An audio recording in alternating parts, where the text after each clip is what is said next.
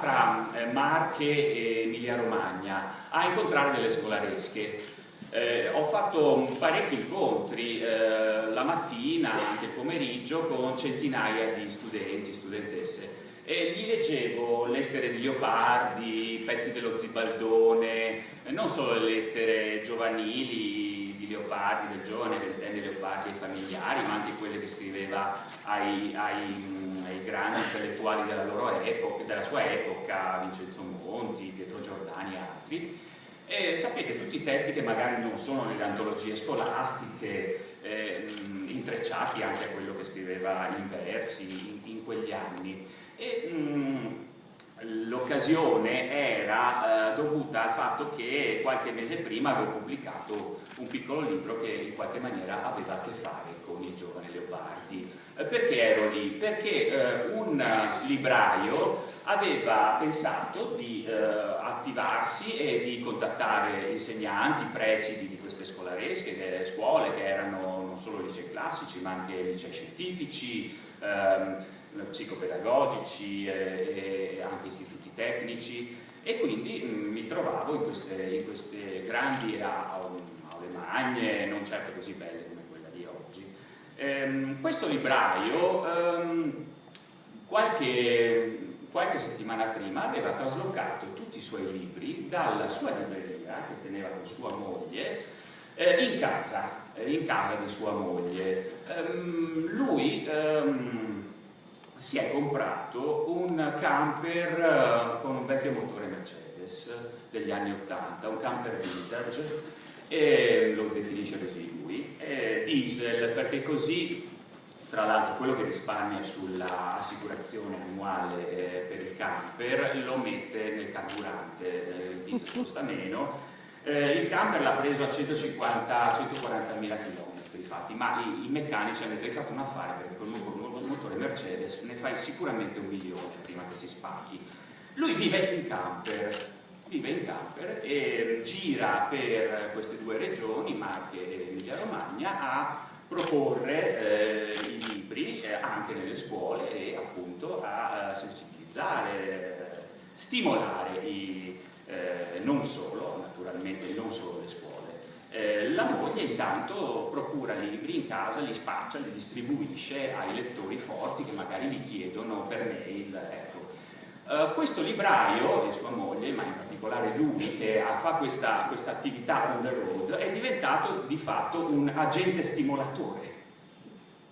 Un agente stimolatore, perché lo sapete, oggi forse i libri devono andare a essere portati, no? Bisogna bussare in casa, fare schiamazzi notturni nelle scuole, insomma, per piazzare i libri. Non so se questo sarà il destino dei librai, diventare degli agenti stimolatori con camper o, non so, motodoppio, insomma, dipende dalle situazioni. Perché lo sappiamo, la situazione è questa, non è che ci sfugge, non è che non sappiamo che intorno il mondo sta in un passaggio d'epoca, e peraltro non è il primo passaggio d'epoca. Qui Alessandro all'inizio ci ha ricordato, insomma, dove siamo e cosa è stato fatto qui dentro, in questa città. Ma insomma si sono estinti nei millenni e nei secoli gli Aedi, si sono estinti gli amanuensi, si sono estinti i compositori di caratteri mobili, si sono estinti i linotipisti. Ma Omero sta benissimo, è rimbalzato in tutti, dal canto ai papiri, alle pergamene, ai codici, alla stampa offset, e ora è sugli schermi che sfavilla in ottima salute. Quindi anche qui c'è bisogno di capire dove vogliamo andare culturalmente, e lo possiamo capire non solamente affidandoci al mercato, che, come ha detto tra l'altro Federico Moro in uno dei nostri incontri, quando non è veramente libero il mercato, non è neanche giusto definirlo mercato, perché è un mercato truccato spesso, e su questo prima di noi hanno riflettuto anche grandi librai editori come Andrea Schrippin. Insomma, non arriviamo certo noi a scoprirle queste cose. Sappiamo benissimo che in Italia meno della metà degli italiani legge, prende in mano un libro l'anno, ma anche il giornale, solo la metà degli italiani lo prende in mano una volta alla settimana, quando va bene. Sappiamo benissimo che un imprenditore, un professionista, un dirigente d'azienda, un quadro aziendale su tre, uno su tre, non tocca un libro l'anno. Sappiamo benissimo che i lettori forti sono il 6,3%, non è che sono andato in giro a fare le statistiche, prendo queste cose da un importantissimo e freschissimo, recentissimo rapporto sulla promozione della lettura in Italia, che è stato fatto da grandi bibliotecari, fondatori di biblioteche, ideatori, editori, militanti, come, non so, per fare due nomi solo, Antonella Agnoli e Giuseppe Laterza, ma molti altri, che hanno raccolto la fotografato per conto della Presidenza del Consiglio. Il rapporto sulla promozione della lettura in Italia è uscito a fine marzo, quindi qualche giorno fa. Vi consiglio di leggerlo, è una lettura vivace e interessantissima. Ecco, ma ci sono anche la situazione è anche controintuitiva, perché diciamo anche che la crisi del libro, per paradosso, ha anche giovato a un certo punto egoisticamente ai lettori forti in Italia. Che cosa voglio dire? Gli editori negli ultimi 20 anni hanno triplicato l'offerta. Gli editori sono disperati, non sanno più cosa offrire ai lettori per far leggere gli italiani, e quindi, non sapendo bene come acchiappare e intercettare l'interesse dei lettori italiani, mentre 20 anni fa, circa 30 anni fa, pubblicavano 20.000 libri l'anno praticamente, oggi titoli di libri, oggi ne pubblicano il triplo, 60.000 l'anno. Cosa vuol dire? Che una volta si pubblicavano una cinquantina di libri al giorno, oggi se ne pubblicano 160 al giorno. Cosa vuol dire? Che 30 anni fa si pubblicava un libro ogni mezz'ora in Italia, oggi si pubblica circa un titolo ogni 10 minuti. Ecco, io ho parlato finora,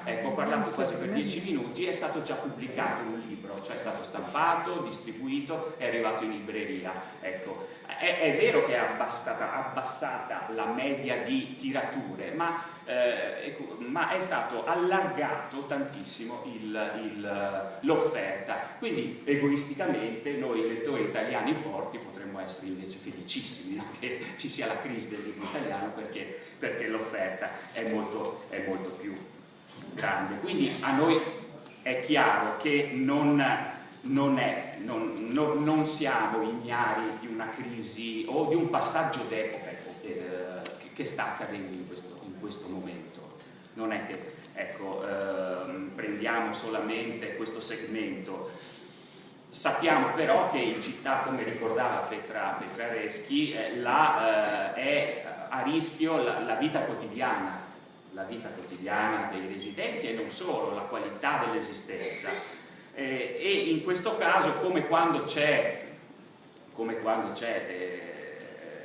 lo diceva anche in una delle nostre riunioni Stefano Chinellato, uno dei librari veneziani, diceva: quando c'è un'emergenza, una malattia, una ferita, una frattura, dove vai? Vai al pronto soccorso. Quindi noi in prima istanza ci rivolgiamo all'istituzione più prossima. Abbiamo parlato di negozi di prossimità, di botteghe, c'è anche l'istituzione di prossimità che è il comune. Quindi andiamo al pronto soccorso, corriamo al comune naturalmente, ma anche riflettendo e guardandoci intorno, approfondendo la situazione, ci siamo resi conto in maniera chiarissima, se già lo intuivamo e lo sapevamo prima, però è chiarissimo che dietro il pronto soccorso non vediamo molto bene istituito, edificato, funzionante con efficacia un reparto ospedaliero. È questo che manca. È chiaro che intanto chiediamo un intervento al pronto soccorso, ma manca il reparto ospedaliero. Non che non si facciano le cose, però appunto chi deve legiferare in materia prevista dalla Costituzione, articolo 117, lo Stato e le regioni possono contribuire e devono farlo. È vero, Alessandro prima ricordava che grazie anche a una proposta dell'assessora Carla Rei c'è anche l'idea di istituire un tavolo di discussione e di elaborazione, ideazione di leggi, iniziativa popolare. In Italia in realtà ne esistono già delle bozze in discussione, in elaborazione, fatte dal Forum del Libro, che è un'associazione importantissima che viene da tutta un'esperienza di questi anni, di tantissimi tipi. Quindi ecco, noi semplicemente adesso in queste settimane abbiamo cercato di, come posso dire, trovare soccorso immediato a una situazione d'emergenza